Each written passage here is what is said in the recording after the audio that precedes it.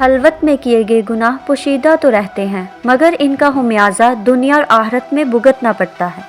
اس کی زندگی میں ایک خلا بن رہا ہے اور وہ محبت کا خلا ہے جسے ایک بہترین ہم سفر ہی پورا کر سکتا ہے۔ یوں باتوں کا سلسلہ دراز ہوا کہ رات کی سیاہی گویا گواہ بن گئی اور نامہ اعمال پر گناہوں کی سیاہی رقم ہونے لگی۔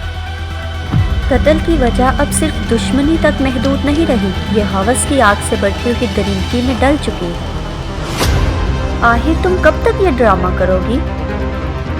لڑکیاں اکثر نادان ہوتی ہیں، انہیں یہ سمجھ ہی نہیں آتا کہ مرد کا پہلا وار ہمیشہ جھوٹی ہمدردی کا ہوتا ہے اور یہی وار ان کے دل پر سب سے کاری ضرب لگا دیتا ہے۔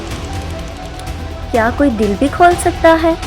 تم اس راستے پر ہو جس کی منزل سوائے درد کے کچھ نہیں ہے، ابھی وقت ہے، پلٹ جاؤ، یہی تمہارے لیے بہتر ہے، ورنہ ساری زندگی ذلت میں رہو گی۔ کوئی اسے وارن کر رہا تھا، مگر کون اور کیوں؟